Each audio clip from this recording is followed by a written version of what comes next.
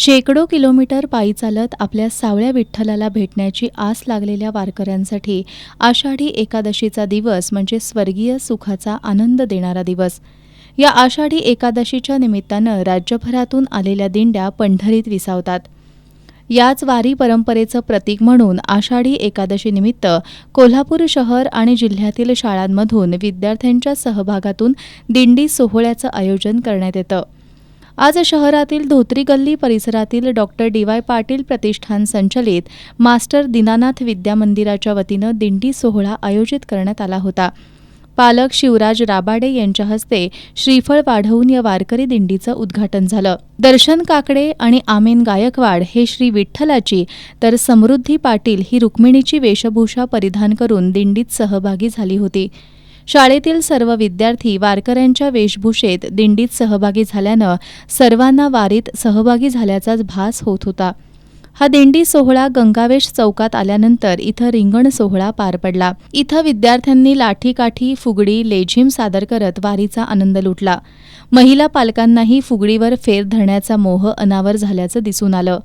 सुरेश चौगुले यांनी ढोल वादन केलं. उत्तरेश्वर पेठेतील भाविक विठोबा मंदिरात दर्शन घेऊन दिंडीचं विसर्जन करण्यात आलं. दिंडीमध्ये पूर्वी रेवाळे, दिव्या गवळी, सुमित्रा वडर, चंद्रकला डवरे, सौ मठपती, रोहिणी गायकवाड, सुजाता निगवेकर, सुषमा सामंत, मेघा पाटील, आलिशा गायकवाड आदी पालकांसह शिक्षक सहभागी झाले होते. राधानगरी तालुक्यातील राशिवडे इथल्या परशुराम विद्यालयाच्या विद्यार्थ्यांनी आषाढी एकादशीच्या निमित्तानं गावातील प्रमुख मार्गावरून दिंडी सोहळ्याचं आयोजन केलं होतं.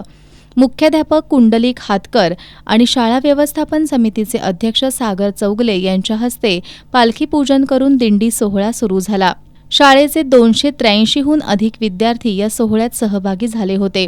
वारीचं प्रतिकात्मक दर्शन घडवण्याबरोबरच या दिंडी सोहळ्याच्या माध्यमातून वृक्ष संवर्धन आणि वाचन संस्कृतीबद्दल प्रबोधन करण्यात आलं. शारदा वाडकर, राजाराम डवरी, संदीप इंगवले, रणजित वर्धन, पुष्पा गाताडे, गीता कोळी, स्मिता कांदळकर, कल्पना नणंदकर, चारुशीला पाटील, पल्लवी सारंग, नंदकुमार नकाते, आसावरी जोंग, स्नेहा मेहतर यांच्यासह शिक्षक आणि पालकसुद्धा या दिंडीत उत्साहानं सहभागी झाले होते. करवीर तालुक्यातील विद्यामंदिर सडोली दुमाला या शाळेतही मुलांच्या सहभागातून उत्साही वातावरणात दिंडी सोहळा आयोजित करण्यात आला होता. सरपंच अभिजित पाटील, ग्रामसेवक खराळकर, एम.आर. कांबळे, भाऊसो भोसले, भीमराव केसकर, अतुल कांबळे पारंपरिक वेशभूषा, कपाळी गंधबुक्का, हातात टाळ, डोक्यावर तुळशी वृंदावन, मुखी विठ्ठल नाम अशा वातावरणात निघालेल्या या दिंडीतून वाचन संस्कृती, वृक्ष संवर्धन, व्यसनाधीनता याबद्दल प्रबोधन करण्यात आलं. ग्रामस्थांकडून या दिंडीचं ठिकठिकाणी स्वागत करण्यात येत होतं.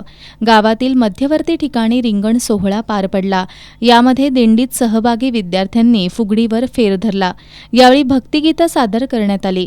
या दिंडी सोहळ्यात विणेकरी दत्ता केसरकर, पखवाजवादक देसाई यांच्यासह मुख्याध्यापक एकनाथ कुंभार, महादेव खोंद्रे, चंद्रकांत थोरवत, भीमराव पाटील, अध्यापिका सुरेखा नलवडे, विठाबाई कांबळे, योगिता निकम, अश्विनी पोवार, शाळा व्यवस्थापन समितीचे पदाधिकारी आणि पालक सहभागी झाले होते. पन्हाळा तालुक्यातील शाळांमध्ये सुद्धा आज दिंडी सोहळे रंगले.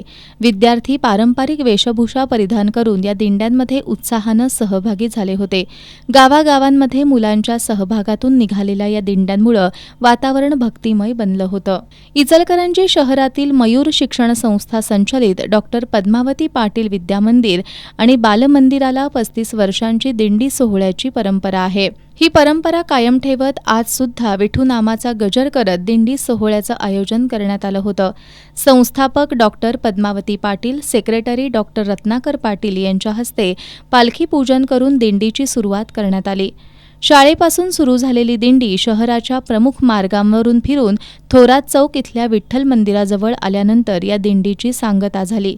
या दिंडी सोहळ्याच्या आयोजनासाठी सपना मुजावर, वैशाली गुरव, विद्या खोत, अंजना पाटील, मारुती कोळी यांच्यासह शिक्षक, शिक्षकेतर कर्मचारी यांनी परिश्रम घेतले.